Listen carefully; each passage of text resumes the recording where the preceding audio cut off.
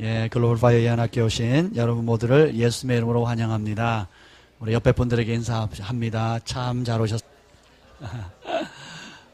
예, 감사합니다. 우리 사무엘하 23장 말씀을 보도록 하겠습니다. 사무엘하 23장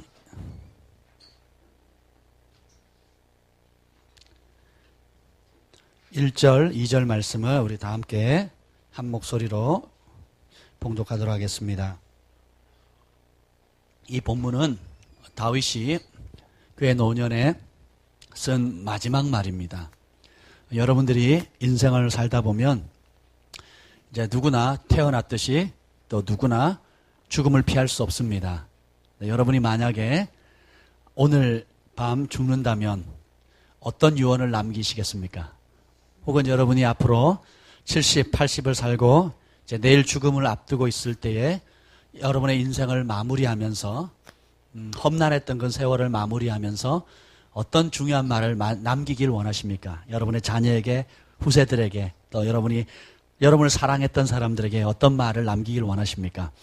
다윗이 그의 인생을 마무리하면서 남긴 유언과 같은 말인데 우리가 생각하는 거랑 많이 달라요.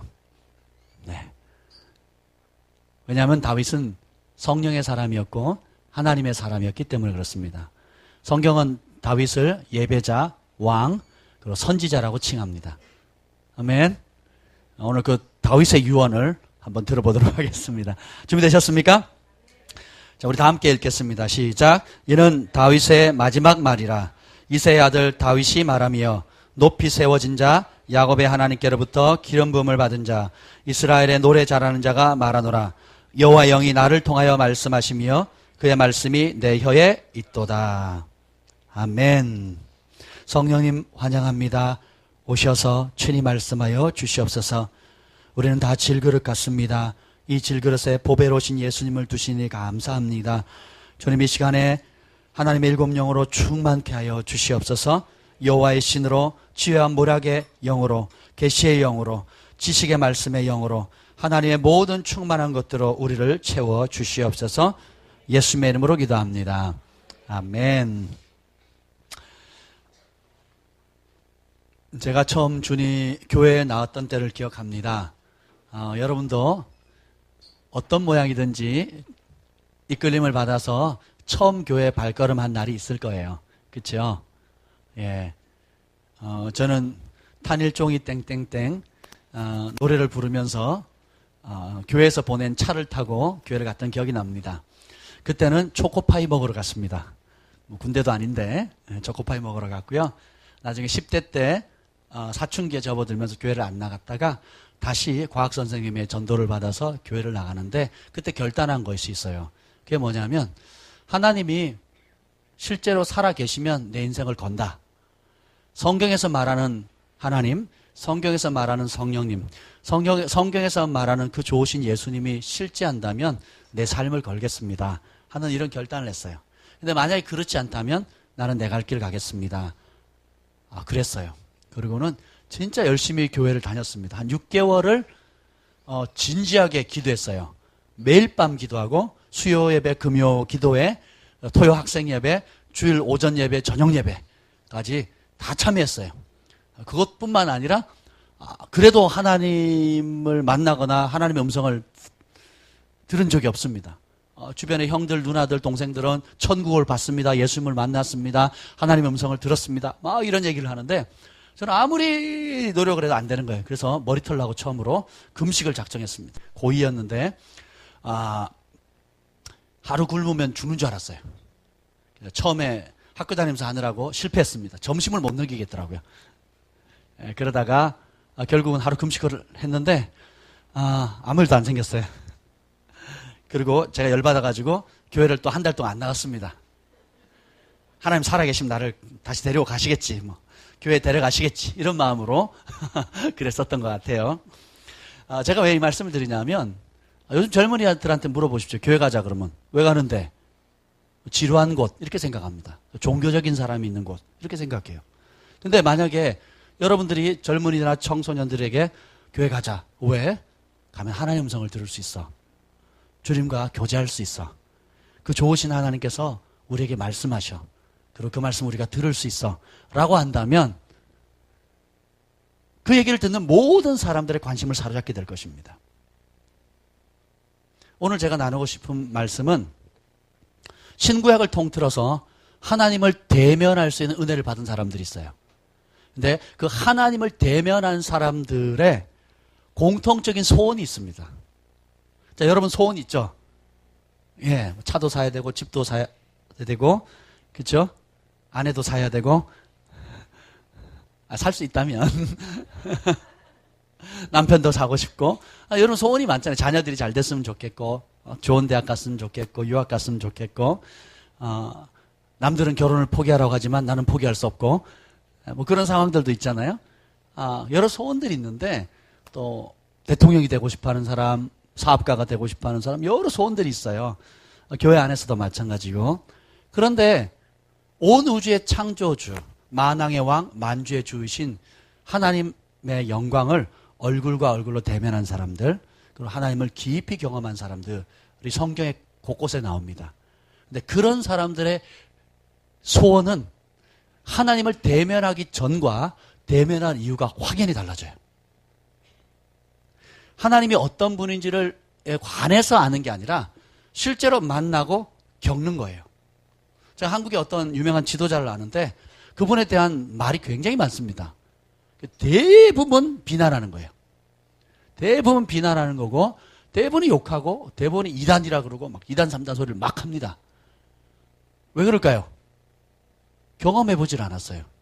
그리고 교리의 잣대, 이론의 잣대, 겉으로 들리는 소문, 인터넷에서 떠도는 이상한 자료를 가지고는 저 인간 나쁜 사람이라고 그러면서 신실한 하나님의 사람을 이렇게 무너뜨리는 걸 제가 봅니다. 제가 왜 그런 얘기를 할까요? 제가 그분을 겪어봤어요. 겪어보니까 그렇게 긍휼이 많은 분이 없는 거예요. 그리고 그렇게 하나님의 진리를 사랑하는 분이 없어요. 그리고 그 진리를 선포하기 위해서 1, 2년이 아니라 10여 년 동안 대가를 지불해온 모습을 제가 봤습니다. 그리고 조건 없이 가난한 사람을 돕고 조건 없이 무명의 사람들을 돕고 그리고 드러나서 돕는 것뿐만 아니라 드러나지 않게 돕는 수많은 아름다운 일을 하는 걸 제가 봤어요. 그리고 얼마나 겸손한지도 봤습니다. 허물없는 사람 없지만 사람들이 자신 눈에 차지 않기 때문에 한 가지 허물을 보기 때문에 그 사람이 가지고 있는 90가지 잘하는 걸 못 봐요. 이런 일이 왜 생깁니까? 사람도 사람에 대해서 경험하지 않고 그 사람에 관한 소문, 그 사람에 관한 그 인터넷 정보, 그 일에 대한 어떤 주변 사람들의 부정적인 얘기만 들으면 진짜를 파악을 못하게 되는 겁니다. 교회에 오는 것도 마찬가지고 이 하나님 말씀을 경험하는 것도 마찬가지입니다. 진짜 주님을 경험하게 되면 그 주님에 관해 안 사람과는 대화가 틀려요. 여러분 수색대 나온 사람, 현역으로 수색대 나온 사람하고 방위하고 군대 얘기하면 누구 목소리가 큽니까? 제가 봤더니 거의 99.9%가 방위가 이겨요. 너무 잘 알아 군대에 대해서. 소설을 써요. 죄송합니다. 여기 방위 나오신 분들. 저는 수색대에 나왔거든요.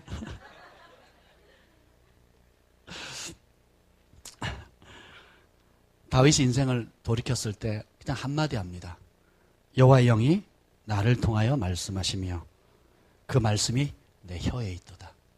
그리고 이스라엘의 하나님이 말씀하시며 이스라엘의 반석이 내게 이르기를. 그의 인생의 가장 큰 열쇠는 뭐냐면 삶의 여러 연단의 과정, 훈련의 과정, 또 핍박의 과정, 승리, 실패의 과정, 또 범죄와 회개하고 돌이키는 모든 과정 속에서 굵직굵직한 삶의 여정마다 여호와께 묻습니다. 그리고 듣습니다. 순종합니다. 그리고 기적을 경험해요. 그리고 하나님을 배워갑니다. 또 다른 환경, 또 다른 사람, 또 다른 상황 속에서 또 자기 힘으로 할 수 없는 상황에 직면해요. 그런 난관에 부딪힙니다. 그러면 습관을 쫓아 무릎 꿇습니다. 여호와께 물으면 하나님께서 응답하시고 그 지시하는 구체적 내용을 따라 그대로 순종합니다. 그러면 기적을 경험해요. 자신이 할 수 없는, 자신의 지혜나 자신의 힘으로 할 수 없는 하나님의 초자인 것들을 경험하면 그러면서 하나님이 어떤 분인가를 또 배워가요. 그러면서 점점 하나님과 대화하는 것이 즐거워집니다. 전에는 필요할 때 찾는 수준이었어요. 전에는 다급하니까 발등에 떨어진 불을 끌려고 찾는 수준이었다가 이제는 그 하나님을 그런 문제를 통해서 만나면서 이 하나님이 어떤 아름다운 분인가를 배우게 돼요. 그래서 어떻게 됩니까? 시편 25편을 고백하는 거예요. 24편 7절. 내가 여호와께 구하였던 한 가지 곧 그 일을 내가 구하리니 뭐죠 그 다음에? 나의 평생에 여호와의 전에서 집에서 영원토록 그분과 대화하며 사는 거예요. 왕궁도 비교가 안 된다는 거예요. 땅을 정복하는 것도 주님을 만나고서 교제하는 것과 비교가 안 된다는 거예요. 그래서 하나님께서 그 소원을 들어줍니까? 안 들어줍니까? 들어줍니다. 1000년 뒤에 올 예수님을 봐요. 다윗이 천사도 보고 그 다음에 사무엘하 마지막에 보면 천사를 봐요. 하나님의 심판한 천사를 봅니다. 다윗이. 딴 사람 못 보는데 자기가 봐요. 그래 가서 희생제물을 바칩니다. 신령했던 사람이에요. 여러분 천사 다 보셨죠? 꿈의 환상에 말고 실제로 이렇게 걸어온 저 보이시죠? 다윗은 그렇게 본 거예요. 여호수아도 그렇게 봤고. 그뿐만 아닙니다. 시편에 의하면 다윗은 1000년 뒤에 오실 메시아를 봅니다. 주의 보좌가 있는데 그 보좌 우편에 서 있는 메시아를 봐요. 그래서 내 주님이 주유는 여호와 한 분뿐인데 내 주의 주라 그래 또. 그래서 마태복음과 복음서에 보면 예수님께 그 말씀 인용하시죠. 다윗이 메시아를 그리스도라 주라 칭했는데 어떻게 메시아가 다윗의 자손이 되겠느냐? 그랬더니 바리새인과 서기관들 할 말이 있어요 없어요? 없게 되는 거예요. 다윗이 먼저 태어났어요? 예수님 먼저 태어났어요? 다윗이 존재한 이후에 역사적으로 보면 다윗이 태어난 뒤에 1000년 뒤에 예수님이 오세요. 이 땅에. 근데 1000년 뒤에 올 메시아를 다윗은 봅니다. 모세도 봐요. 모세도 몇 년이에요? 1440년이니까 1440년 후에 올 메시아를 봅니다. 그리고 다니엘도 보게 되죠. 인자 같은 이가 구름 타고 오시고 만왕의 왕께서 오셔서 심판하는 걸 보지요. 영적인 세계가 열리면 시간의 제한을 받지 않습니다. 그래서 다윗이 인생을 돌이켜보니까 내 삶을 한마디로 딱 정리하면 이겁니다. 하나님의 영이 나를 통해서 말씀하는 삶이었다. 이게 왕이 할 말입니까? 이게 전쟁을 잘하는 용사가 할 말입니까? 예배를 잘하는 예배자의 말입니까? 다윗은 실제로 주님을 알았어요. 그러니까 악인의 궁궐의 첫날보다 여호와의 장막에 한날이 좋다 그랬다는 거예요. 왜요? 그 영광을 봤기 때문에. 그리고 이 하나님께서 행하실 일들을 앞서 보았기 때문에 그 어떤 주님께서 베푸신 은혜와 바꿀 수 없다는 걸 알게 되는 겁니다. 다시 한번 보겠습니다. 우리 사무엘하 5장 말씀을 함께 보겠습니다. 사무엘하 5장.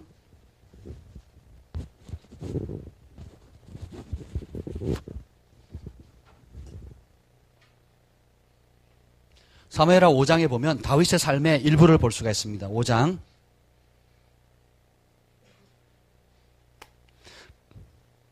블레셋 사람들이 그 르비딤 골짜기에 가득해요. 다윗이 기름 왕이 된 이후에 벌어진 일입니다. 블레셋 사람들이 공격합니다. 18절부터 읽겠습니다. 18절 함께 읽겠습니다. 시작.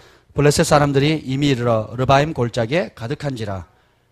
다윗이 여호와께 여쭈어 이르되 내가 블레셋 사람에게 올라가리이까 여호와께서 그들을 내 손에서 넘기시겠나이까 하니 여호와께서 다윗에게 말씀하시되 올라가라. 내가 반드시 블레셋 사람을 내 손에 넘기리라 하신지라. 아멘.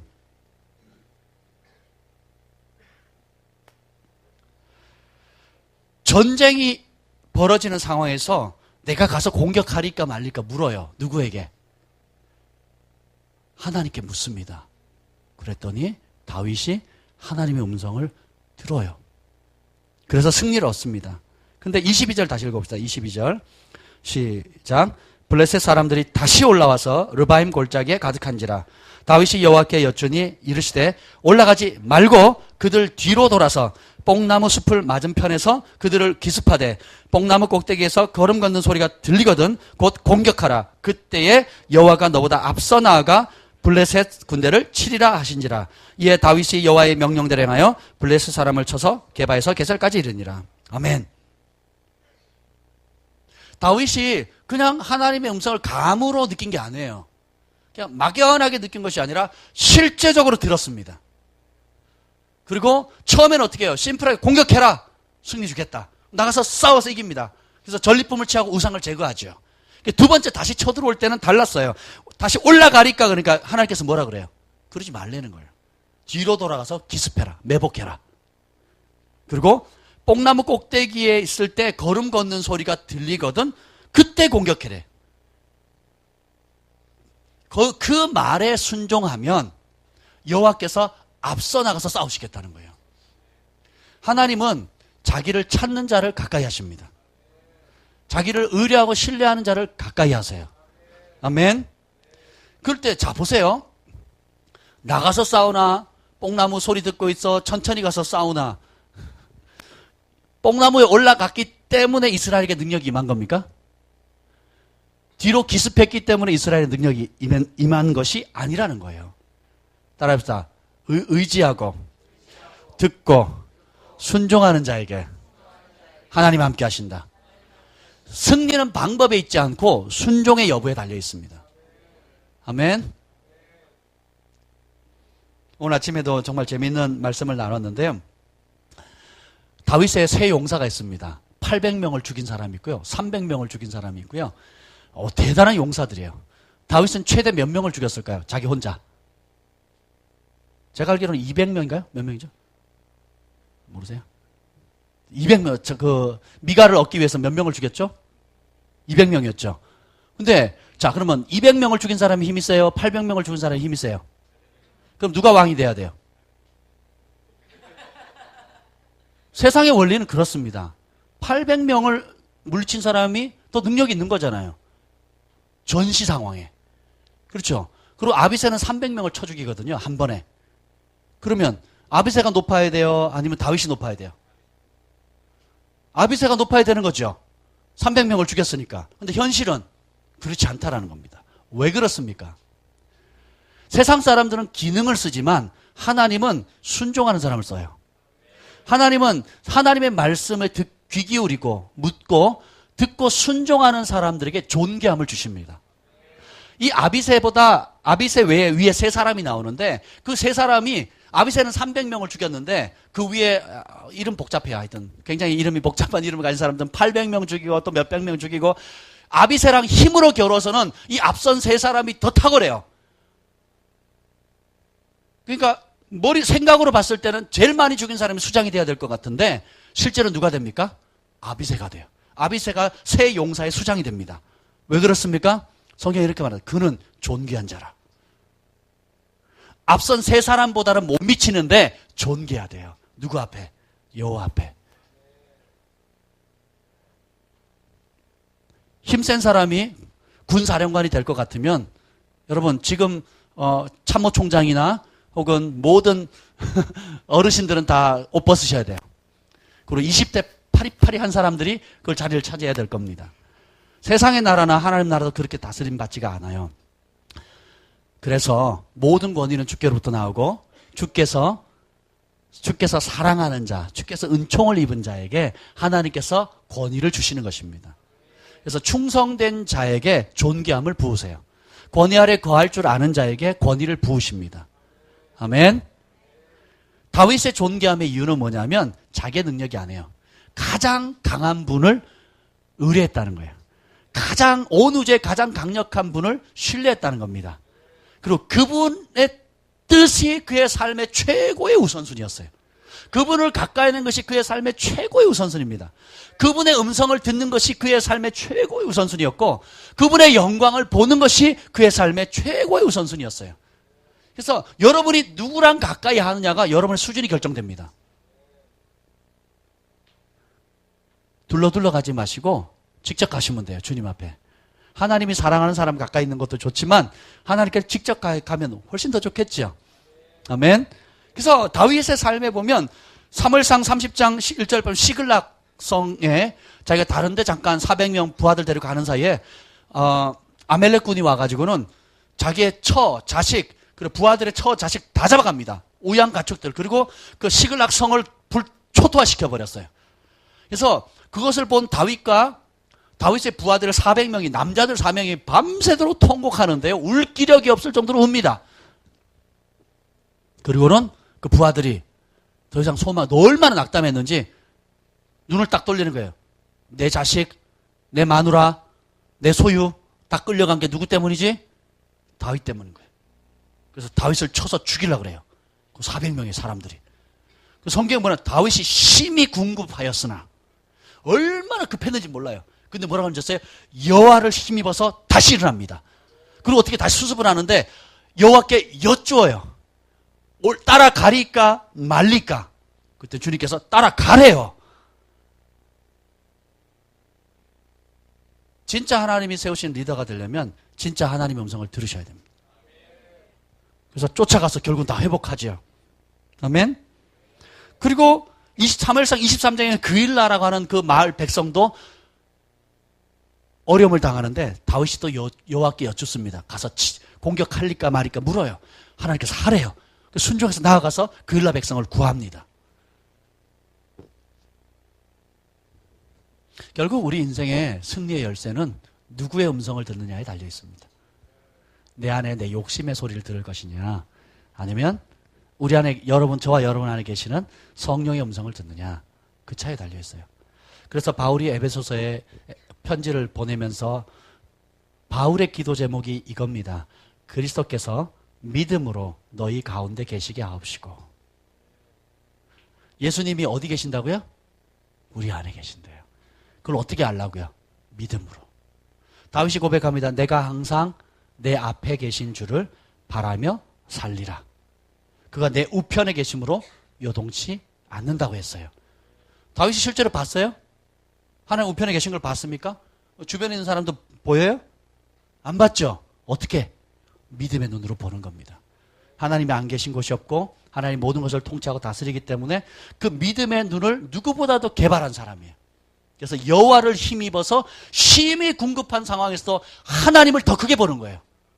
방법이 없어 보이는 상황에서, 처참한 상황에서도 하나님이 더 크게 보이는 거예요. 그래서 묻습니다. 들어요. 여러분이 주님과 친밀한 관계를 가질 수 있는 중요한 열쇠 중에 하나가 뭐냐면 자주 묻는 겁니다. 하나님께 물으면 물을수록 더 많은 응답을 받을 수 있어요. 우는 애 떡 하나 더 준다는 말 있죠. 그렇잖아요. 자꾸 요구를 하면 요구를 하는 아이들에게 더 많이 관심이 가게 돼 있습니다. 우리가 하나님을 향해서 여쭙고 무언가를 계속 구한다는 것은 하나님을 의뢰한다는 것이고 하나님을 신뢰한다는 뜻이고 하나님께로 무언가를 기대한다는 뜻입니다.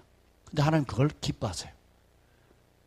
감나무 밑에서 입 벌리고 감 떨어질 때까지 기다리는 수동적인 신앙생활을 하나님께서 기뻐하지 않는다는 겁니다. 그래서 성경은 믿음이 없이는 하나님을 기쁘시게 하지 못하나니 하나님께 나아가는 자는 반드시 그가 계신 것과 그가 자기를 찾는 자에게 상 주신대요.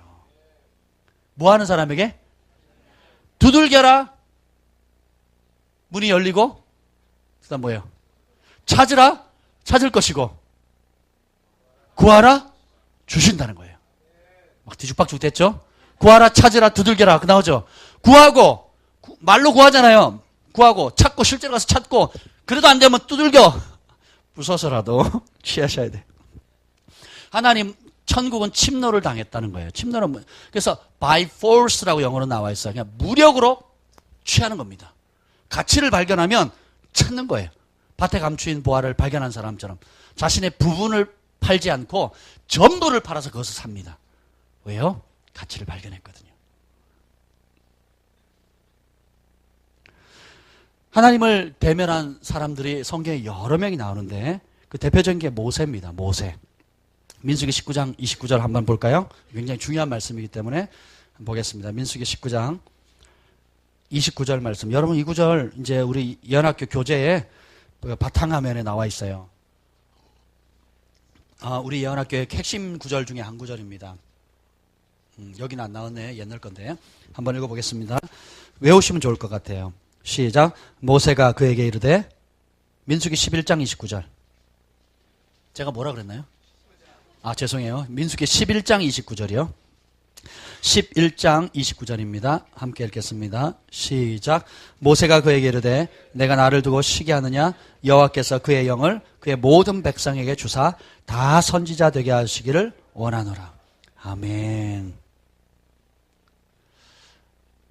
출애굽하고 나서 이스라엘 백성들이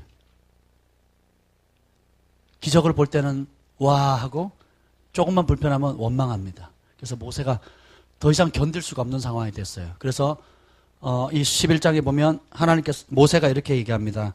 나를 죽여주십시오. 여러분들 살다 보면 주님 나 더 이상 못 살겠어요. 죽여주세요 하는 상황에 처하기도 하시죠? 예, 그런 상황을 안 취했다 그러면 여러분 인생의 쓴맛을 모르는 사람이에요. 부부관계 속에서 형제지간에 부모와 자식 간에 또 돈 문제로 또 관계 문제로 사업 일터 여러 가지 문제로 더 이상은 못 살겠습니다. 주님 내 목숨 걷어가 주십시오. 경험 안 하신 분만 손 들어보세요. 네, 할렐루야 은총입니다. 신랑 잘 만나서 그래요. 한 분 있습니다. 한 분. 한 분만 있고 이루 형제님 기뻐하세요. 한 분만 있고 나머지 99.9%는 다 그 쓴맛을 맛보셨어요. 예? 뭐라고요? 네. 안 봤을 거라고 생각했는데 돌이켜보니까 봤죠?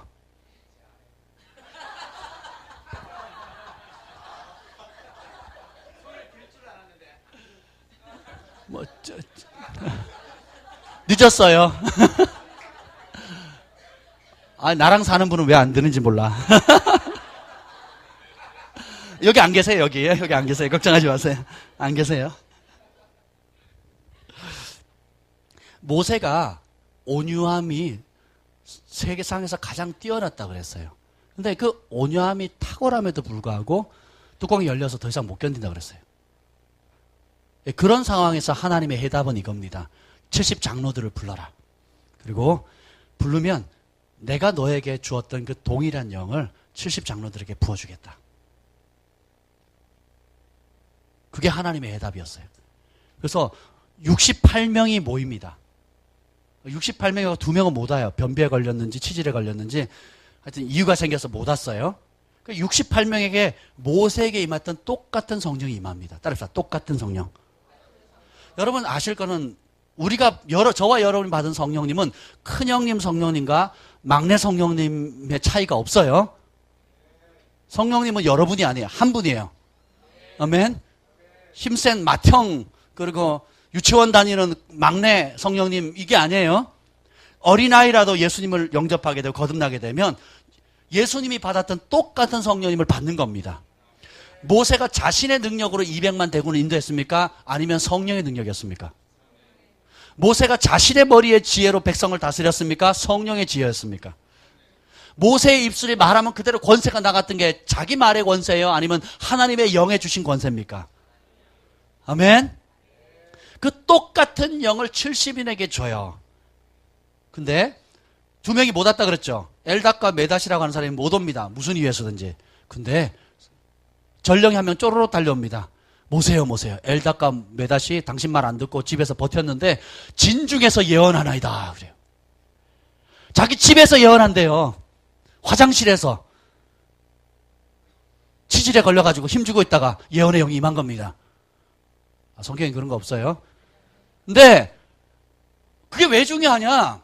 하나님이 얼마나 다급했으면 이유는 설명하지 않지만 하나님의 성전에 나오지 않은 그 성소에 나오지 영광이만 그곳에 나오지 않은 두 사람까지도 하나님의 영이 임하는 거예요. 예언의 영이 임하는 겁니다. 그랬더니 여호수아 그 소식을 듣고 뭐라 그럽니까? 모세요 말리소서.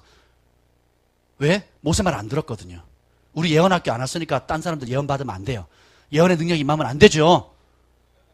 성령 받으면 안 되죠. 우리 예언학교 안 왔으니까.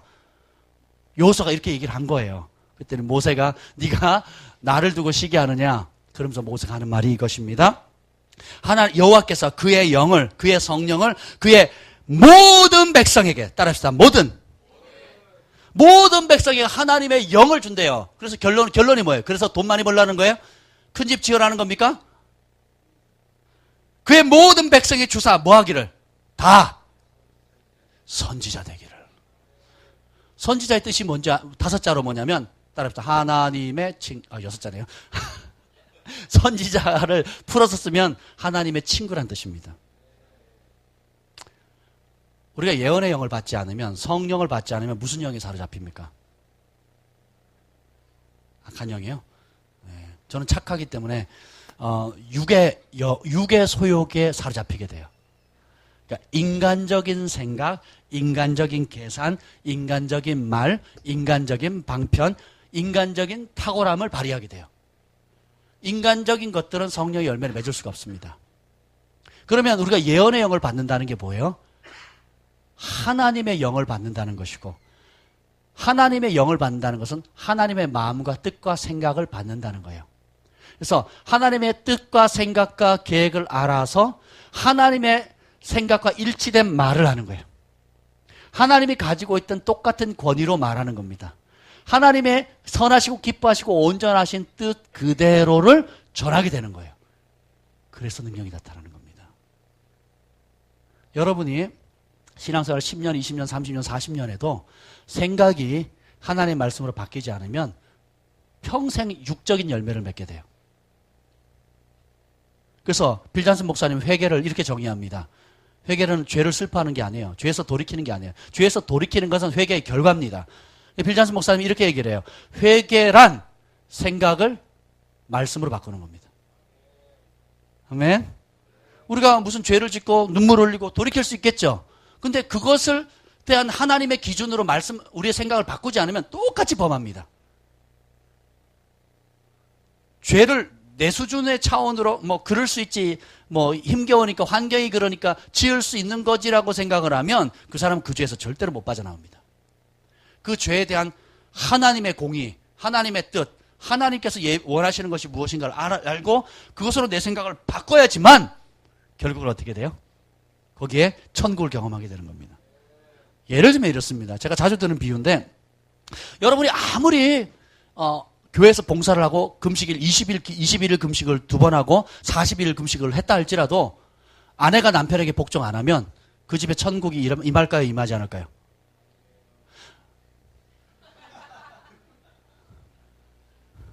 제가 못 들었어요. 다시 한번 얘기해 주세요.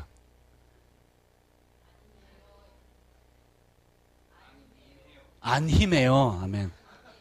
안 임해요. 아멘. 감사합니다. 그건 11조를 한다고 가정의 천국이 이루어지지 않습니다. 21일 금식 5번 한다고 해서 천국이 임하지 않아요. 우리가 이 사회가 이제 남자나 여자나 교육의 기회가 균등해지고 위치가 여성 상위라는 말이 너무 보편화되어 있잖아요. 그리고 실제로 보면 여자들이 탁월합니다. 공부도 잘하고 발표도 잘하고 창의력도 뛰어나고 굉장히 여러모로 탁월해요. 그리고 세상에서는 학교 다니면 뭐예요? 점수를 매기잖아요. 점수를 매기고 등수를 매깁니다. 그리고 직장에 나가면 연봉, 샐러리, 또 그 월급을 받는 수준이 그 사람의 수준으로 평가를 해버려요. 그렇죠? 근데 만약에 아내가 남편보다 공부를 잘하거나 아내가 남편보다 돈을 많이 벌어오거나 또 이런 상황이 생기게 되면 어떻게 됩니까? 이 하나님의 법을 모르게 되면 누가 다스리려고 그러겠어요? 그 집안을. 아내가 다스리게 돼요. 꼭 그렇지 않아도 여러분 가정을 보세요. 제가 자랐던 가정은 이렇습니다. 아버지, 제가 어느 학교 가야 되죠? 좀 대학교 가든 어느 학교 갔으면 좋을까요? 그랬더니 엄마한테 물어봐. 아버지, 나 지금 그 무슨 일 때문에 돈이 필요한데 좀 도와주세요. 엄마한테 물어봐. 아버지, 운동회 하는데 뭐가 필요해요. 엄마한테 물어봐. 그러면 그 집안의 주인은 누구예요? 엄마예요. 그 집안의 가장이 누굽니까? 엄마가 돼버리는 거, 엄마가. 그러면 그런 가정을 뭐라면 엮이는 가정이라고 그래요. 가장은 가장으로서의 위치를 지켜야 되고 어머니는 어머니로서의 위치를 지켜야 되는 거예요. 근데 대부분 그런 가정에서 태어났거든요. 대부분 그렇게 자랐거든요. 그리고 희한한 게 뭐냐면 엄마가 막 이렇게 막 아버지 목을 쥐고 다니는 그런 집안의 딸이 결혼을 하면 남편의 목을 쥐고 막 이렇게 흔듭니다. 저 여러 봤어요. 왜 그러냐? 그런 가정은 아내는 남편에게 복종하고 남편은 아내에게 그리스도께서 피 흘려 죽기까지 사랑해라는 그 사랑의 법칙을 순종하지 않는 한 교회에서 무슨 직분을 받고 무슨 노력을 하고 얼마나 금식을 한다 할지라도 부부 사이에 천국은 없습니다. 지옥이에요. 그리고 이렇게 얘기합니다. 우리 남편은 은혜가 없어. 영적으로 무지해. 수준이 낮아. 그렇게 판단해버리는 거예요. 그리고 남편은 뭐예요? 우리 아내는 너무 잘났어. 나 없어도 잘 살 거야. 이렇게 되는 거예요. 그렇지 않습니까? 왜 예언학교에 이런 소리 하냐고요? 분위기가 그래요. 예언학교 왜 합니까? 하나님의 음성을 듣는 훈련을 해요. 그 하나님의 음성이 뭡니까? 하나님의 음성이 뭐예요? 이 안에 다 들어있잖아요. 성령의 음성을 듣는다는 것은 기록된 하나님의 말씀을 오늘 우리의 삶에 각자에게 맞춤형으로 임하는 거예요. 청소년들에게는 청소년에게 언어로, 할머니에게는 할머니의 언어로, 아버지에게는 아버지에게 합당한 언어로 임하는 겁니다. 무슨 예언을 받는다고 해서 뚱딴지같이 그래 오늘 상황이 안 되니까 둘이 이혼해. 이런 음성을 듣는 게 아니에요. 그 문제 해결하려면 교회에다 2천만 원 바쳐. 이런 음성을 듣는 게 아닙니다. 그거는 무당의 소리고 욕심의 소리인 거예요. 자기가 듣고 싶은 소리를 듣는 겁니다. 결국 예언의 영은 성령께서 주시는 말씀인데 성경을 누가 기록했어요? 성령께서 기록하셨잖아요. 그러면 기록하신 분이나 그것을 우리 감동을 주시는 하나님의 말씀이 일치하겠어요? 다르겠어요? 다르면 이거는 잘못된 영을 받은 겁니다. 제가 그런 분들 많이 봤어요. 성경 백독하고 하루에 3시간씩, 2-3시간씩 산에 매일 기도하고 그러던 분이 음성을 들었어요. 어떤 음성을 들은지 아세요? 남편과 이혼하래요. 목사님 부부입니다. 그랬더니 그 같이 기도하는 그 여자 목사님들 그룹이 또 있어요. 그 잘 결정한 거로. 당신이 목회가 안 풀리는 것은 남편이 믿음이 없고 남편이 영적이지 못하고 남편 목사님이 문제가 있어서 그런 거라고. 그래서 이혼하라고. 사방에서 팍 밀어줬어요. 그래서 이혼했어요. 할렐루야. 그리고 경건하대요. 그리고 참 안타깝죠. 성경을 백독을 하신 분이에요. 매일 2-3시간 산에서 산기도에 여자 혼자서. 여러분들 그렇게 하고 계시죠 지금? 아무리 열정이 뛰어나도 하나님의 말씀을 모른다면 천국이 임하지 않습니다. 자녀는 부모에게 순종해야 복을 받아요. 부모는 자녀를 말씀으로 양육해야 자녀가 어긋난 길로 가지 않습니다. 근데 오늘날 부모는 자녀들에게 말씀을 양육하는 걸 포기하고 국가에게 맡겨버리죠. 학교 선생님한테 맡기죠. 학교에 보내면 애들이 사고 치면 뭐랍니까? 엄마가 너네 아빠 그렇게 가르치든 이렇게 얘기를 하고 또 학교에서 사고 치고 집에 들어오면 엄마 아빠는 뭐라 합니까? 선생님한테 선생님이 그렇게 하라고 가르치든 서로 어떻게 해요? 탓하는 거예요. 성경에 자녀 교육의 책임은 누구에게 있습니까? 부모에게 있는 거예요. 그래서 어릴 때부터 이 말씀을 주의하러 묵상하고 때를 얻든지 못 얻든지 가르쳐야만 이 아이가 건강하게 크는 겁니다. 신실하게 크는 거예요. 그건 안 하고 자꾸 따른 거예요. 그러면 부모와 자식 간에 행복이 있어요, 없어요? 없어요. 왜냐하면 하나님 그렇게 만드셨거든요. 이거는 40일 금식으로 대체될 수 있는 문제가 아니에요. 교회에다가 1,000만 원 헌금한다고 이게 대체되는 문제가 아니라는 거예요. 진짜 하나님의 음성을 듣고 순종하면 진짜 하늘의 능력을 경험합니다. 하나님 나라가 여기 있다 저기 있다 하는 것이 아니라 너희 안에 계신다 그랬죠. 그래서 우리가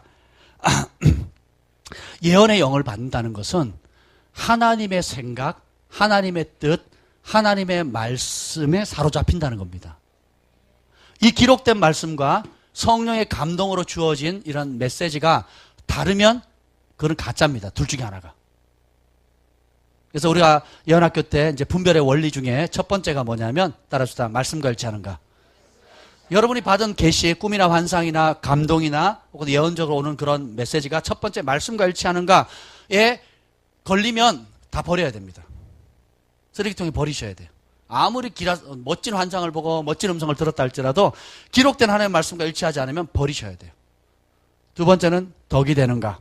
성령 열매를 맺는 건가, 맺지 않는가? 악한 열매를 맺는가? 세 번째는 우리 안에 계신 성령님 계시기 때문에 마음의 평강이 있는가? 일단 이 세 가지만 하셔도 괜찮습니다. 그래, 그 나머지 자세한 것들은 여러분 실제로 사역을 하면서 분별하는 것들을 배우게 될 겁니다.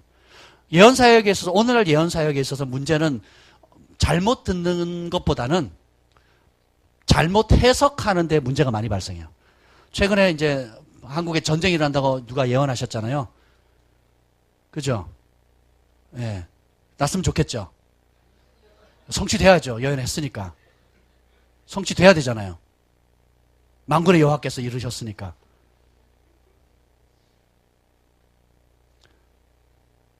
굉장히 안타까워요. 그런 걸 보면. 굉장히 안타깝습니다. 그런 분들의 특징은 뭐냐면 실제로 하나님의 음성을 들었던 적이 있는 사람들이에요. 그런데 선을 넘는 겁니다.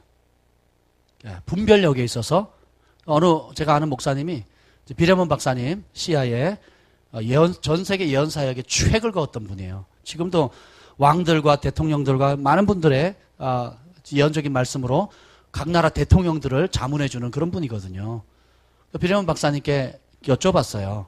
제가 아는 분이. 그때 뭐라 그러시냐면 한국이 기도가 필요하고 위험한 상황은 맞습니다. 그런데 전쟁은 없습니다. 밥 존스 선지자도 그랬어요. 한국이 교회가 깨어 기도해야 되는 건 사실인데 긴급한 상황은 맞지만 하나님께서 평화적으로 통일을 주실 것입니다. 아멘. 한번 그렇게 탁 선포하면 본인의 어떤 상황이나 또 입지나 이름은 올라갈지 모르겠지만 그것으로 건강하게 사역하는 많은 사역자들에게 얼마나 큰 데미지를 주는지 몰라요. 그리스도의 몸 안에. 그거 봐, 예언이라는 예언자들이 다 저래. 이렇게 나오는 겁니다. 왜요? 하나님이 어떤 분인지를 모르고 기능적으로 은사만 가지고 작동을 시키면 그리스도의 몸을 회파시키게 되는 겁니다. 4명의 아이가 방 안에서 공을 차고 놀았어요. 방 안에서 거실에서 막 차고 놀다가 엄마가 아끼는 아주 비싼 화분을 공을 탁 맞춰가지고 깨트렸어요. 그래서 그때 엄마가 짠 들어옵니다. 누가 깨트렸니? 그러니 다 같이 제가요. 맞는 말이에요, 틀린 말이에요? 근데 이 수준은 어린아이 수준인 거예요. 근데 만약 어른들이 방 안에서 장난치다 공을 차고 이렇게 뭐 툭툭툭 해서 깨뜨렸다. 그러면 누가 깨뜨렸어요? 그러면 어떻게 하겠습니까, 여러분들이? 에?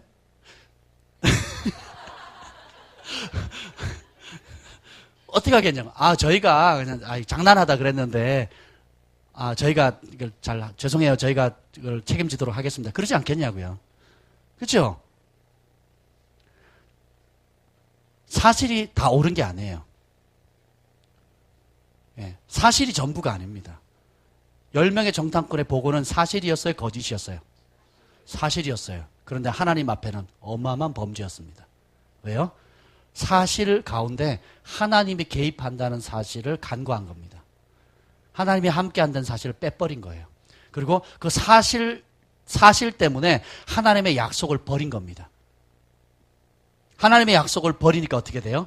하나님의 종을 대적하게 되죠. 사람들은 사실에 이끌리거든요. 마음이 뺏기거든요. 그래서 우리에게는 예언적인 눈이 필요하고 예언적인 음성을 들을 필요가 있다라는 것입니다. 구약을 대표하는 선지자 모세도 이렇게 얘기를 해요. 여호와께서 내가 받은 이 성령님을 모든 백성에게 주셔서 70 장로들뿐만 아니라 모든 백성에게 주사 다 하나님의 선지자 친구 되기를 원한다. 그러면 어떻게 해요? 생각도 하나님과 일치된 생각을 하게 되고 말도 하나님이 기뻐하는 하나님의 생각과 일치된 말을 하게 되는 거예요. 예언자들 가운데 인상 팍 쓰끄리고 눈 부라리고 무서운 분들 있잖아요. 없어요? 할렐루야. 있다고 제발 해주세요. 있어야만 돼요. 축사 사역 하시는 분들 보세요. 눈 보세요. 얼마나 귀신 같은가. 사람들의 어둠을 보는 사람은요, 자신이 어두워져 가는 걸 못 봐요. 여러분들이 사람들을 바라보는 시각 자체에 어둡게 바라보면 여러분 어두워집니다. 근데 밝게 바라보잖아요. 얼굴이 밝아져요. 감사할 제목으로 바라보면 기쁩니다. 불평할 거리를 보면 짜증나요. 누구 탓입니까? 우리 각자가 쓰는 세상을 바라보는 안경의 차이예요. 진정한 예언사역은 그 한 사람 늪에 빠진 진주를 발견하는 겁니다. 사람들 보면 늪이 보여요. 아무것도 없어, 소망도 없어요. 근데 그 늪 속에 빠져있는 진주를 발견하고 끄집어내는 거예요. 닦아내는 겁니다. 그 가치를 발견하게 하는 거예요. 이 한 청년이 누가 봐도 문제하고 사고치고 소망도 없고 외모도 그렇고 공부도 못하고 아무 소망이 없다고 다 그렇게 동해요.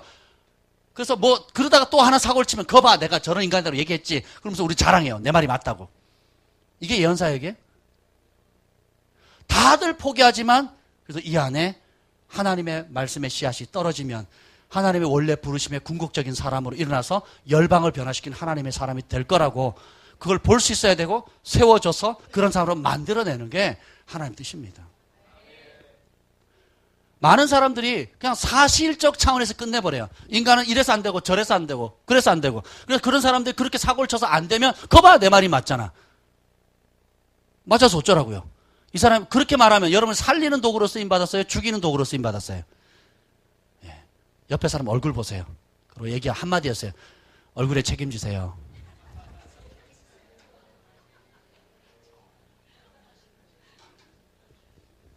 자기 얼굴에 책임지셔야 돼요. 세상 사람들도 40이면 40살이 되면 자기 얼굴에 책임져야 된다 그러잖아요. 왜요? 인생을 40년간 살아온 모든 역사가 어디에 적혀 있습니까? 얼굴에 담겨져 있는 겁니다. 감사하고 기뻐하고 사랑하고 베푸는 삶을 살아온 사람은 저 얼굴처럼 이렇게 됩니다. 근데 그렇지 못하고 불평하고 원망하고 막 이렇게 되면 누구처럼 돼요. 여기는 없어요. 여기는. 성경에 처음으로 등장하는 선지자가 누구냐면 아브라함입니다. 바로 왕에게 나타나가지고 네가 데려간 여자는 아브라함의 처다. 그는 선지자라. 너 안 돌려보내면 너네 가족 다 죽여버리겠다. 하나님 그렇게 하시거든요. 어느 날 하나님이 짠 나타나가지고 우리 장봉수 형제를 소개하는 겁니다. 저는 선지자니라.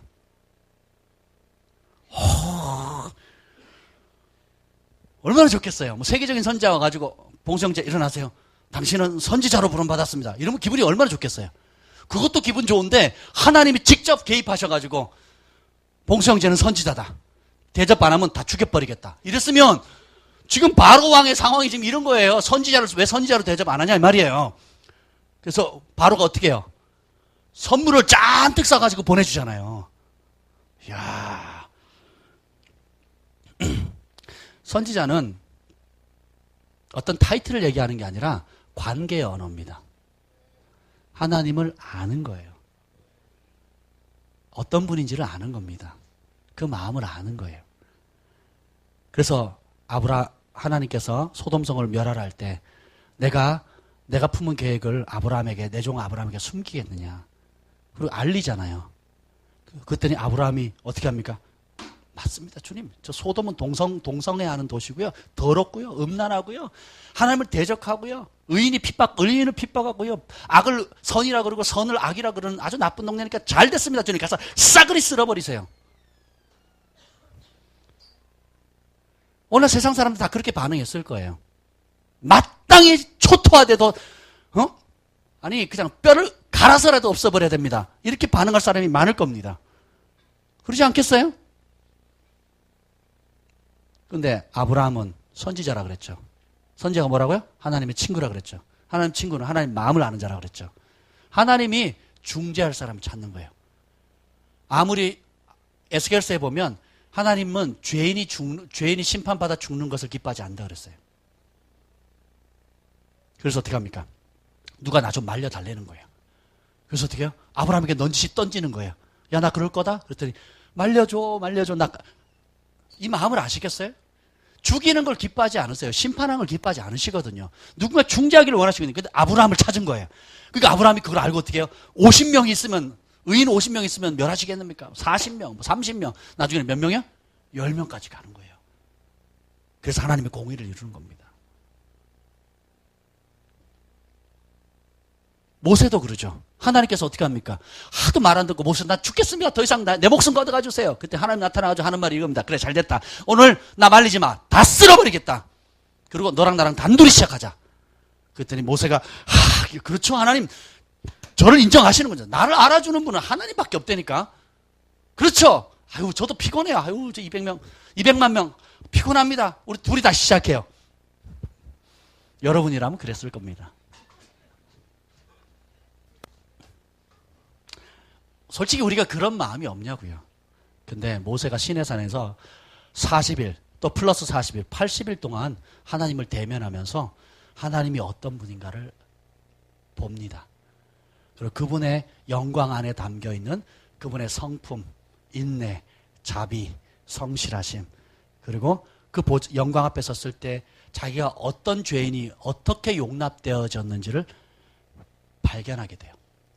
나 같은 사람도 주님이 용납하셨다면 그래도 이런 백성들은 나에 비하면 아무것도 아니다라는 걸 알아요. 진짜 은혜를 받으면. 그래서 어떻게 합니까? 모세가 주님 말리죠. 광야에 끄집어내서 이 백성 죽이면 여호와의 이름이 이방인들 가운데 명예가 실추되지 않겠습니까? 그리고 가나안 땅에 보내신다고 주님이 약속하셨는데 하면서 중재하기 시작하는 거예요. 아멘. 여러분이 예언하실 때 그래 이렇게 하면 어떻게 될 거고 저주가 임할 거고 그렇게 될 거다. 내 말 안 들으면. 그래서 말 안 들었어요. 그렇게 됐어요. 거봐. 내가 한 대로 됐지. 이건 뭐예요? 무당의 영에 사로잡힌 겁니다. 어둠의 영에 사로잡힌 거예요. 정말 주님이 주시는 마음을 가졌다면 나는 마음이 온유하고 겸손한 자라. 그리고 백성을 긍휼히 여기는 인자가 온 것은 섬김을 받으려 함이라 섬기려 왔고 또 자기 생명을 대속물로 주려 하러 왔잖아요. 다시 말해서 말하면 사랑하는 대상을 위해서 죽으러 왔거든요. 그래서 로마서 뭐라 합니까? 우리가 아직 죄인 되었을 때 그리스도께서 먼저 죽으심으로 우리를 향한 자기의 사랑을 확증했다 그랬거든요. 그 말은 뭐냐? 우리가 하나님 대적하고 욕하고 하나님 법에 어긋난 우리 마음대로 지갈 길로 갖는 그때에도 여전히 사랑하셨다는 거예요. 우리의 반응과 상관없이 우리가 주님을 섬기기로 선택하지 않았을지라도 먼저 사랑하신 거예요. 죄인 되었을 그 상황에 사랑을 베푸셨다는 겁니다. 그런 하나님을 하루하루 알아가고 배워가게 되면 그런 하나님의 영을 받으면 어떤 말이 나와야 될까요? 살리는 말이 나오는 겁니다. 생명을 주는 말이 나오는 거예요. 섬기고 사랑하는 말이 나오게 됩니다. 세워주는 말이 나오게 되는 거예요. 아멘. 모세도 소원이 모든 나만 받는 게 아니고 70 리더들만 받는 게 아니라 하나님의 백성 모든 사람이 예언의 영을 받기를 원하는 게 소원이었습니다. 다윗이 뭐야? 마지막에 소원이 자기 인생의 성공의 비결 여호와 영이 나를 통해 말씀하시며 그의 말씀이 내 혀에 있도다. 이걸 놓고 기도하셔야 돼요, 여러분. 그래서 사도행전 1장 16절, 4장 25절에 보면 다윗이 성령이 다윗의 입을 통하여 말씀하사 이렇게 나와요. 두 번 다. 따라합니다. 성령이 다윗의 입을 통하여 말씀하셨다. 다시 한번요. 성령이 나의 입을 통해 말씀하신다. 아멘. 내 양은 내 음성을 듣는다 그랬습니다. 그렇죠? 그리고 창세기부터 마지막까지 요한계시록까지 마지막 때까지 쓰임받는 성경의 직분이 뭔지 아세요? 목사가 아닙니다. 창세기에 아브라함을 선지자라고 불렀고 요한계시록의 마지막에 두 감람나무 두 증인이 나오죠. 그 두 증인의 직분이 뭡니까? 선지자예요. 창세기부터 계시록까지 끊임없이 하나님께서 하나님의 영의 기름 부음을 받은 선지자들 보내시는 겁니다. 그런데 이것을 교리의 이름으로 또 혹은 과거의 전통이라는 이름으로 무시한다면 여러분은 하나님의 말씀을 저버리는 거예요. 이해가 되시죠? 아멘. 요엘을 예언하잖아요. 여러분 찬양 부르잖아요. 자녀들은, 청년들은, 아비들은 예언, 꿈, 환상이 다 뭐예요? 하나님 말씀하시는 통로입니다. 제가 이 사실을 일찍 알았더라면 정말 많은 유익을 받았을 텐데 너무 뒤늦게 깨달은 거예요. 꿈은 개꿈으로 취급하고 좋은 꿈 꾸면 그냥 좋았나 보다 이러고 말고. 그죠? 근데 안 해요. 민수기 12장에 보면 내가 선지자들에게 그냥 꿈이나 환상으로 말했다고 나와 있어요. 선지자들이 그냥 음성으로 듣는 게 아니에요. 꿈과 환상을 통해서 하나님 말씀하신다고 나와 있어요. 누구에게? 선지자에게. 제가 만난 세계적인 선지자들의 상당수가 꿈으로 하나님을 만납니다. 꿈으로 계시를 받아요. 짐 고리 꿈의 사람이고요. 그리고 밥 존스 목사님도 꿈의 사람이고. 그러니까 꿈이 아니고 그냥 그 CI족의 비레몬 목사님 같은 크리스천 인터내셔널이라고요. 그쪽은 이제 그 나비 스타일인데 믿음으로 성령의 성령께서 주시는 말씀 끌어올려 가지고 믿음으로 선포하면 그것이 하나의 마치 그 옛날에 시골에 가면 펌프물 있잖아요. 마중물 푸면 마중물 버서 조금만 하면 물이 막 계속 솟아 나오죠. 제 어릴 땐 그랬어요. 요즘 수돗물 세대죠. 이제는 펌프 세대. 제 얼굴은 그렇지 않은데 펌프 세대입니다. 그와 마찬가지 여러분들이 하나님께서 어떤 말씀을 줄 때 믿음으로 입을 열어서 선포할 때 그것이 예언적인 우리 안에 계신 성령께서 말씀을 주시는 게 있어요. 그러니까 쭉 가는 경우도 있는데 그런 대표적인 게 신디 제이콥스 같은 분.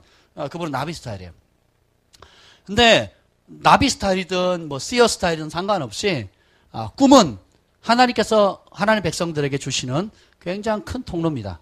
자, 예를 들면 신약에 예수님의 아버지 이름이 뭐였죠? 요셉이었죠. 그 요셉이 경고를 받아요. 뭘로? 몇 번? 5번 받습니다. 신약의 마태복음 첫 출발에 하나님이 천사를 통해서 말씀하셔요. 뭘로? 꿈을 통해서 5번이나 얘기를 합니다. 그래서 아니 꿈으로 하나님이 알려주심으로 인해서 하나님의 독생자 예수 그리스도를 살릴 수 있었다면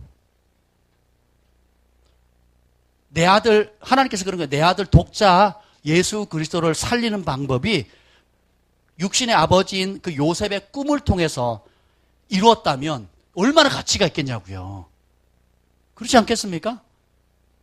이해가 안 되세요? 그래서 따라합시다. 개꿈이 아니다. 환상. 나중에 이제 그런 걸 다 다루겠지만 눈을 감고 보이면 닫힌 환상이고요. 눈을 뜨고 보면 열린 환상이에요. 그죠? 여러분 제가 보이세요? 안 보이세요? 그럼 열린 환상을 보고 있는 겁니다. 눈을 감아보세요. 감아보시라니까요. 제 눈을 보시면 안 돼요. 자, 제가 보여요? 안 보여요? 자, 보이는 사람 있다 그랬어요. 자, 안 보이는 사람 손 들어보세요. 자, 감았는데 제가 보인다 손 들어보세요. 아멘, 할렐루야. 내리세요. 됐습니다. 다시 눈을 뜨고 합니다. 지금 그대로 할 거예요. 아까 눈을 감았는데, 감았을 때 제가 안 그려지는 사람 손 들어보세요. 예. 근데 감았음에도 제가 단상에 서 있는 제가 그려지는 사람 손 들어보세요. 왜 그럴까요? 눈은 왜 있죠? 예, 알면 됐어요.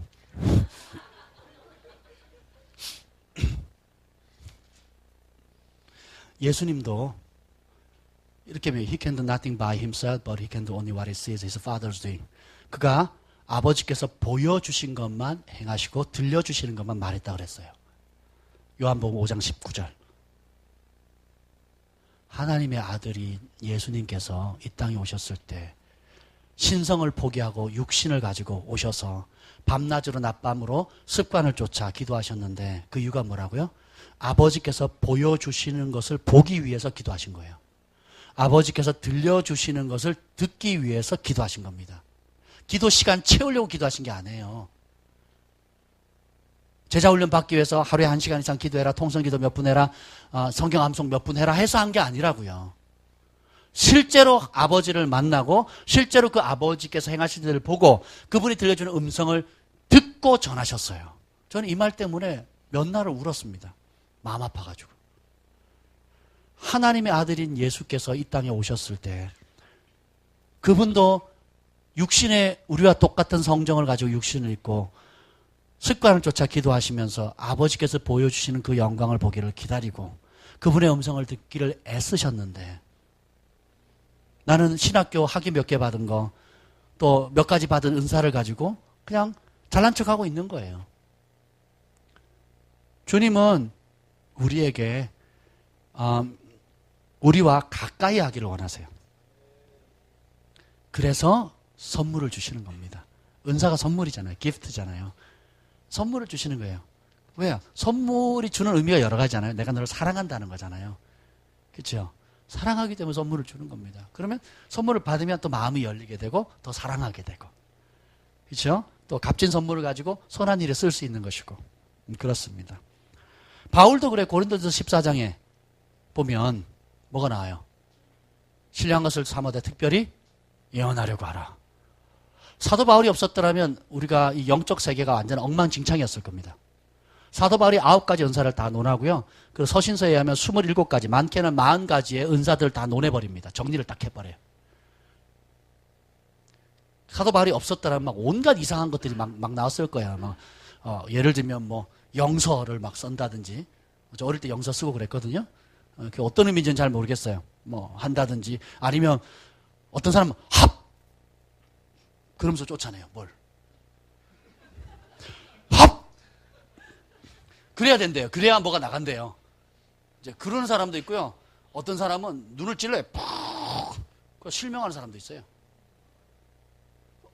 전 팬티바람에 안찰 받은 적도 있어요.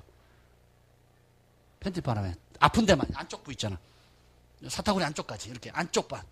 1시간 동안 맞았어요. 죽는 줄 알았어요. 그랬더니 막 벌겋게 일어났고 퍼렇게 막 있잖아요. 보라고, 뱀 모양이라고. 뱀. 네 몸을 붙고 있는 이 악한 영이라고.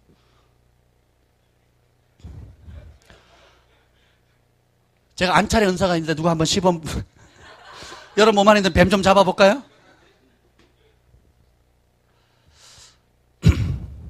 사도 바울이 영적인 세계와 은사들을 정리하지 않았다면 이런 것들이 대세가 됐을 겁니다. 이런 성경에 명백한 기록이 있음에도 불구하고 다른 여러 가지 이상한 것들이 많잖아요. 바울이 정리를 했어요. 지혜의 말씀, 지식의 말씀, 또 기적, 믿음의 은사, 방언 통변함, 여러 가지 은사들이 있잖아요. 근데 그 많은 은사 중에 그런 영적인 은사들을 사모하래요. 왜? 좋으니까. 근데 사모하는 것이 참 좋은데 특별히 사모할 게 있다는 거예요. 그게 뭐예요? 예언. 왜요? 예언은 하나님과 커뮤니케이션 하는 거고 하나님의 백성과 영적인 것들을 공급해주는 통로가 되기 때문에 그렇습니다. 방언은 뭐예요? 하나님은 영이고 나도 영이고 내 영이 하나님과 교통하는 거잖아요. 굉장히 유익합니다. 이 방언의 신비를 다 이해할 수가 없어요. 그죠? 랄랄랄라 또또또 한다 그럴지라도 그게 단순한 음절의 반복이 아니잖아요. 우리 영이 하나님의 영과 교통하는 것인데 이 예언은 그것을 더 구체화시킨 겁니다. 실제로 하나님과 교통하는 것이고, 그리고 하나님이 우리를 향한 마음, 또 우리를 통해서 다윗이 말한 것, 성령이 나를 통해서 말씀하시며 그의 말씀이 내 혀에 있도다 한 그 고백처럼 여러분들이 하나님의 영에 사로잡히게 되면 하나님의 말씀이 임하게 되고 여러분을 통해서 그 말씀을 흘려보내는 거예요. 하나님의 생명, 하나님의 치유, 하나님의 회복, 하나님의 자유, 풍요로움, 온갖 좋은 것들이 흘러가게 되는 겁니다. 저희 교회 이제 우리 믿음의 형제 자매들이 삶의 현장에서 친구들을 만날 때나 직장을 혹은 일터에 사람들, 학교에서 이렇게 사람들을 만날 때에 예언적인 감동들을 나누는 훈련들을 많이 해요. 그럴 때 그 얘기를 몇 마디 안 했는데 듣는 사람들이 막 펑펑펑 웁니다. 여호와께서 가라사대 따라 아들아 하지 않아도 꼭 굳이 막 목에 힘줘서 목소리 바꿔가면서 하지 않아도 그냥 하나님께서 이런 감동을 주십니다. 그리고 이런 어려움들이 보이는데 그런가요? 이런 부분에 대해서는 하나님께서 이렇게 하기를 원하십니다. 이렇게 얘기를 하는 거 감동을 받고 막 그래서 삶의 스타일이 되는 겁니다. 육으로 살면 망하게 되고 영으로 살면 살지요. 로마서 8장에 보면 우리가 영의 인도함을 받는 삶을, 무릇 하나님의 영으로 인도함을 받는 그들이 곧 하나님의 자녀라. 여러분이 혈기의 인도함을 받으면 마귀의 자녀입니다. 그렇죠?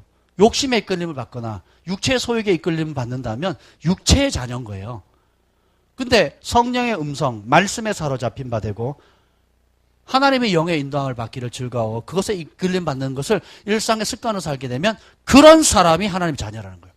요한복음에 예수님께서 거듭난 사람들, 성령의 사람이 뭐라 그랬어요? 바람과 같다 그랬죠. 바람이 임의로 분다는 거예요. 우리가 컨트롤 할 수 있어요, 없어요? 없어요. 종교의 영은 우리가 다 컨트롤하려고 해야 돼요.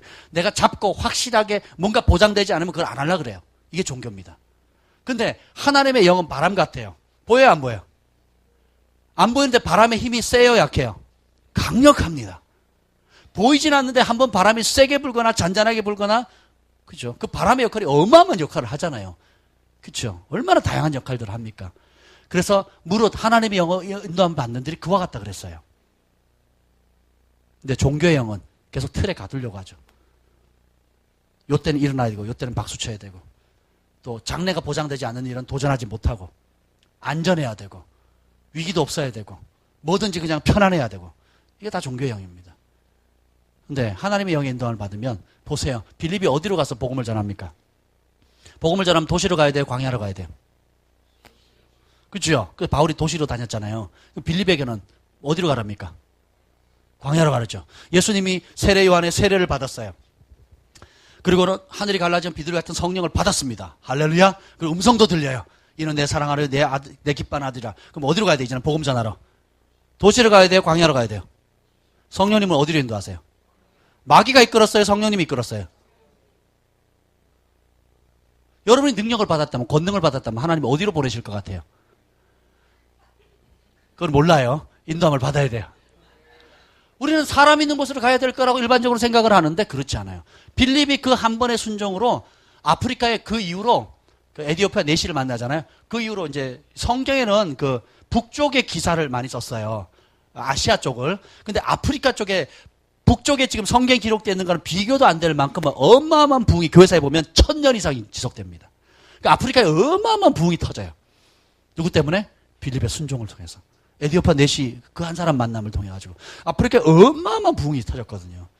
성경에 안 나왔을 뿐이에요. 근데 교회사는 그걸 말하고 있습니다. 교회학자들을 물어보세요. 다 알죠.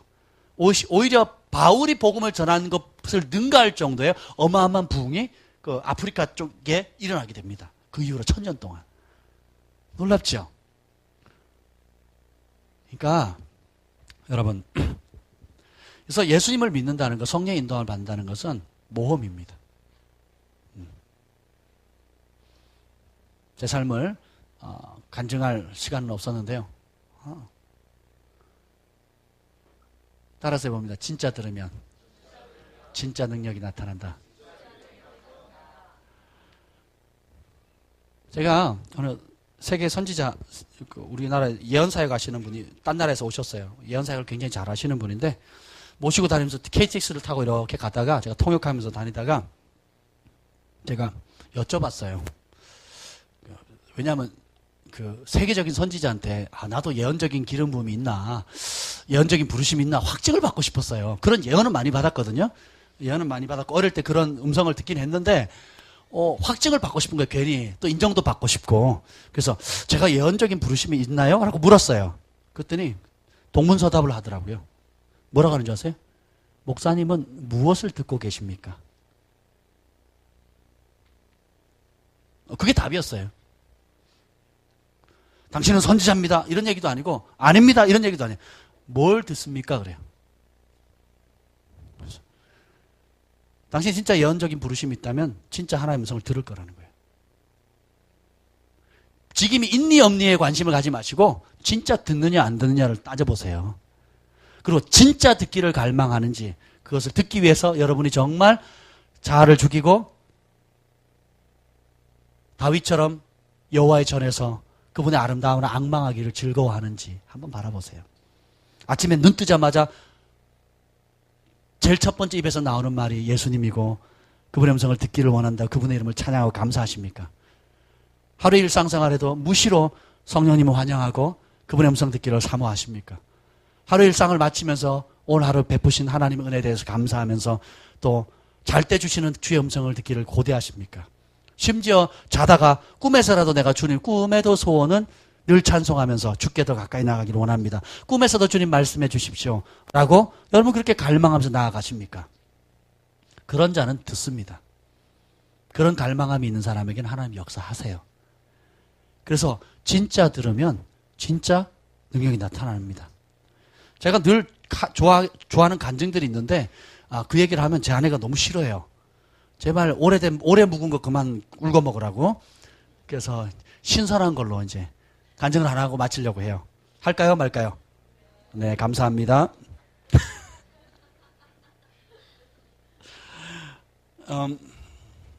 바울도 한 말 또 하거든요. 예수님도 그랬어요. 예수님 가르친 것 또 가르치. 마태복음 한 거 마가복음에 하고 요한복음에도 하고 마태복음 안에서도 가르친 말 또 하시거든요. 그래요, 안 그래요?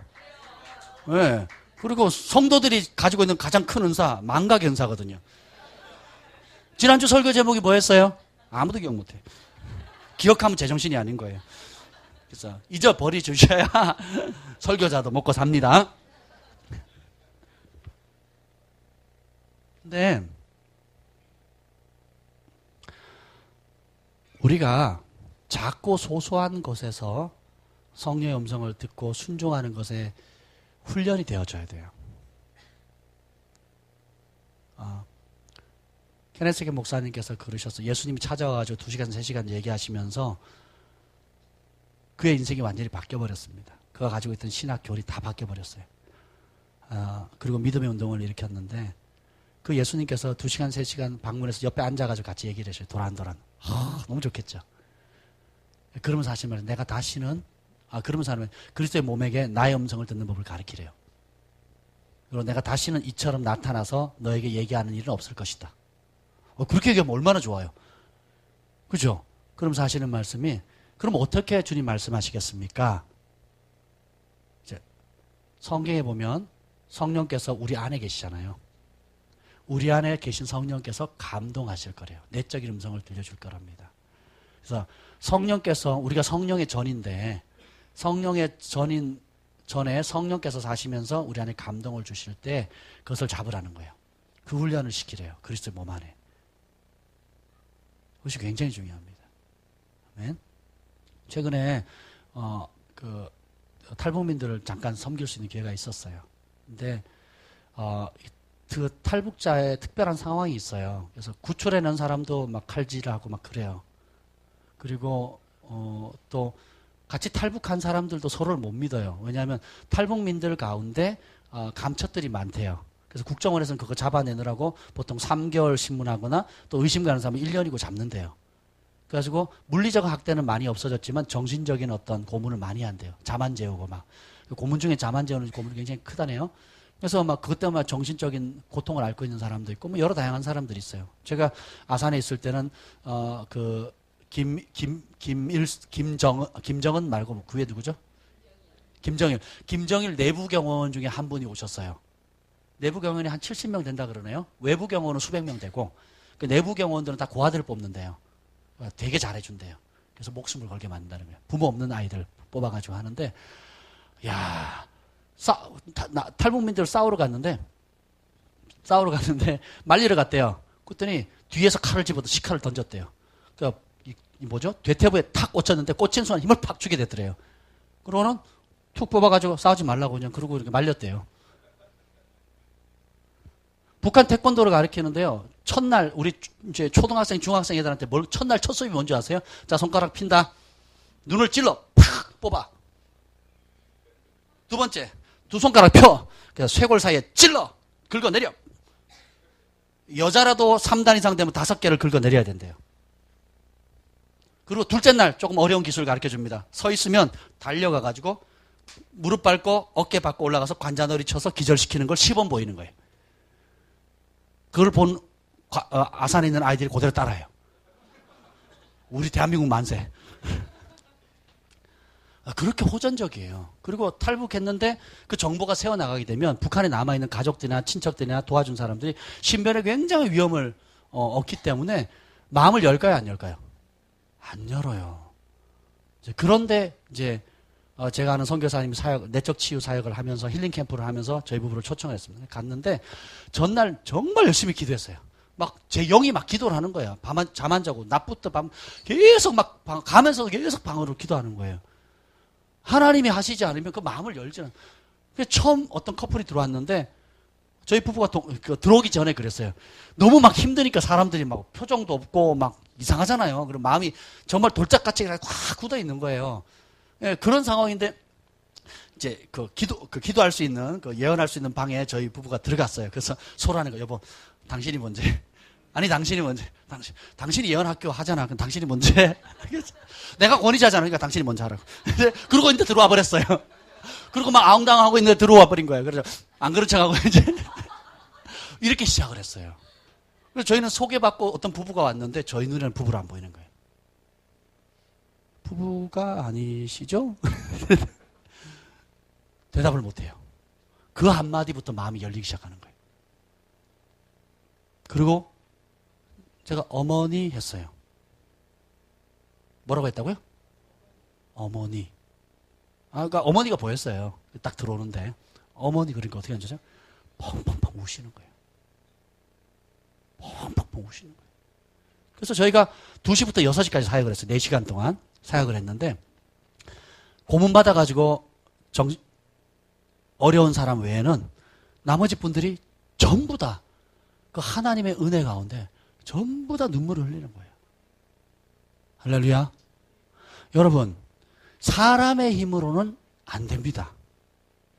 근데 성령께서 역사를 하시면 하나님의 사랑을 보여주시는 거예요. 그 안에 아내가 계속 눈치를 줘요. 그만하라고. 왜냐하면 그분 개인들의 개인 프라이버시가 있고 또 안전 뭐 여러 가지 문제가 있기 때문에 좀 나름대로 조심하면서 얘기를 하는데 자꾸. 아무튼 하여튼 그래요. 그래서 여러분들이 이거를 실제로 여러분들의 삶의 현장에 적용하느냐 안 하느냐 전혀 천지차이입니다. 사업가를 만나도 그렇고요. 또 어떤 사업적인 일로 또 우리 누구를 만났어요. 근데 사업 얘기는 안 하고 그냥 그 상황에 대해서 쭉 얘기를 했더니 사업 때문에 왔다가 뭐 펑펑펑 우는 거예요. 처음 보는 사람이. 그 하나님께서 속살을 만지니까. 사람의 설득으로 되는 게 아닙니다. 하나님이 영이시고 하나님의 속사정을 누가 제일 잘 안다 그랬어요? 영이신 성령님이 제일 안다 그랬죠. 사람도 사람의 속사정을 누가 제일 잘 알아요? 사람의 영이 안다 그랬죠. 근데 하나님의 영이 사람의 영에게 가장 필요한 부분을 알려줘요. 그러니까 어떻게 해요? 이 영이 공감을 하는 겁니다. 그래서 강팍했던 사람도 마음이 녹아지게 되고요. 두려워서 움츠려있던 사람도 용기를 얻게 됩니다. 갈 바를 알지 못하는 사람도 소망을 얻게 되는 거예요. 이제 이 예언학교가 진행되어 가면서 여러분이 많은 실제적으로 경험하게 될 것이고 또 거기와 관련된 많은 아름다운 간증들을 듣게 될 것입니다. 그리고 훈련을 통해서 여러분들에게 주어지는 소소한 그런 과제들을 통해서 여러분의 삶에 하나님의 음성을 듣는 습관을 갖게 될 거예요. 그것이 굉장히 큰 유익이 될 겁니다. 아멘. 네. 기도하겠습니다. 하나님을 대면한 자들의 소원은 한결같습니다. 주님, 오늘 이 글로벌 파이어 예언학교에 오신 모든 분들에게 하나님의 마음을 부어 주시옵소서. 다윗의 인생의 마지막 말은 내가 이렇게 뛰어났다, 저런 능력을 얻었다라고 말하는 것이 아니라 여호와의 영이 나를 통해 말씀하시며 그의 말씀이 내 혀에 있도다. 하나님 말씀 듣기를 즐거워했고 그 말씀에 순종함으로 인해서 기적의 삶을 살았던 다윗처럼, 모세처럼, 예수님처럼, 바울처럼, 앞서간 많은 믿음의 선진처럼 우리도 이제 주님의 음성을 듣고 순종하는 하나님의 친구들이 다 되어줄 수 있도록 축복하여 주시옵소서. 주의 긍휼을 구합니다. 주의 선하심과 인자심을 구합니다. 이 시간에 주님의 사랑으로 덮어주시옵소서. 예언의 영으로 역사하여 주옵소서. 예수님의 이름으로 기도합니다. 아멘. 할렐루야.